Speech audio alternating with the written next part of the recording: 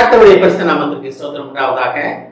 இன்றைய ஜீவவார்த்தை நிகழ்ச்சியை கேட்டுக்கொண்டிருக்கும் அனைவரையும் கர்த்தருடைய பரிசுத்த நாமத்தினால் வாழ்த்துகிறேன், ஆசீர்வதிக்கிறேன்.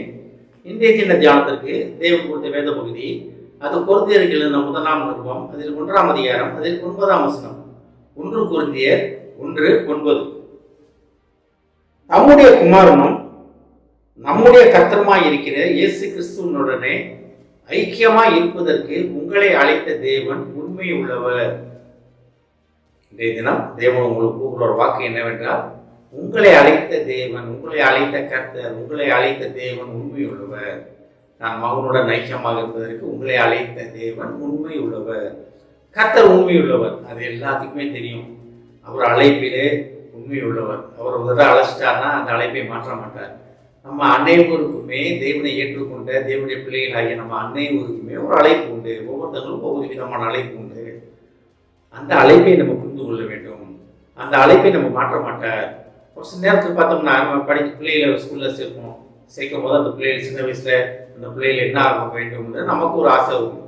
ஆனால் அந்த பிள்ளை படித்து வர வர வர தான் தெரியும். அந்த பிள்ளைங்க மார்க்கு 10th 12th அந்த மார்க் தான் தெரியும். அந்த பிள்ளைகள் அடுத்து என்ன போக முடியும் அப்படின்னு இன்னைக்கு பேசிக்கிட்டு வந்துருச்சு.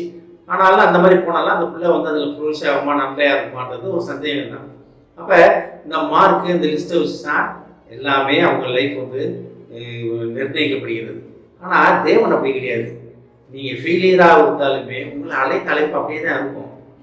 தேவனுடைய விருப்பத்துக்கு நீங்கள் செயல்படாமல் நடந்திருந்தாலும் உங்கள் அழைப்பு மாறாது. தேவன் உங்களுக்காக காத்து கொண்டிருப்பார்.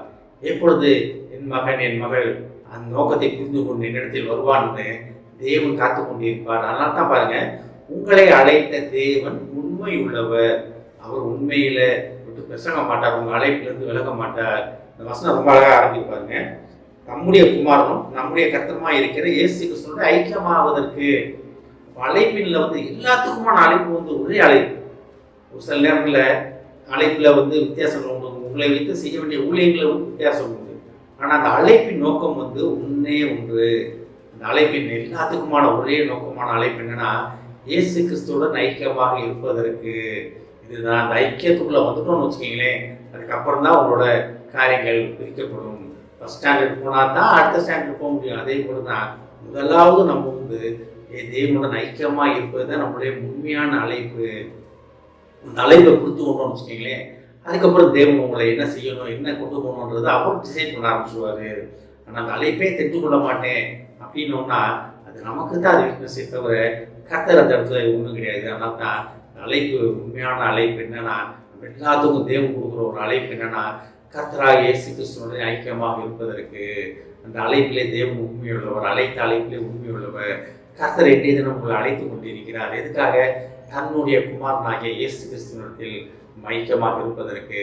அதை உணர்ந்து நம்ம தேவனிடத்தில், கிறிஸ்துவனிடத்தில் ஐக்கியமாக இருப்பதற்கு நம்ம ஆயத்தமாவோம். ஆமென். ஜெபிப்போம்.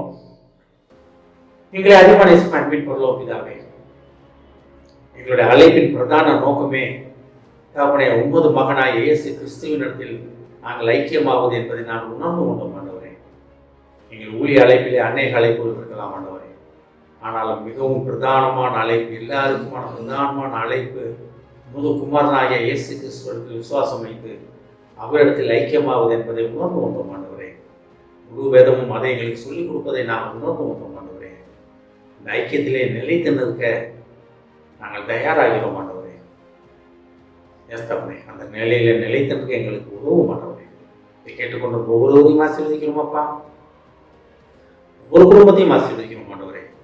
குடும்பத்தில் உள்ள ஒவ்வொருவரும் கர்த்தராகிய இயேசு கிறிஸ்துவாகிய உம்மிடத்தில் அவர்கள் ஐக்கியம் வைக்க நீர் உதவும் ஆண்டவரே.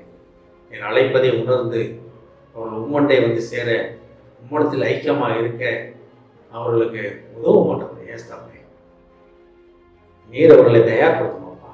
குடும்பத்தில் உள்ள போராட்டங்கள், பிரச்சனைகள் அனைத்தையும் நீக்கி விடுமாண்டவரே. குடும்பத்தில் உள்ள பண பற்றாக்குறைகள், நல்ல குறைகள் அனைத்தையும் நீக்கி விடுமாண்டவரே. குடும்பத்தில் படிக்கும் பிள்ளைகள் அனைவரையும் ஆசீர்வதிமாண்டவரே. வேலை பார்ப்புகளை ஆசீர்வதிமாண்டவரே. ஆசீர்வதிக்கிறோம். இயேசுவின் மூலமாக கேட்டேன் நல்ல பிதாவே. ஆமென். கர்த்தர் உங்களை ஆசீர்வதிப்பாராக.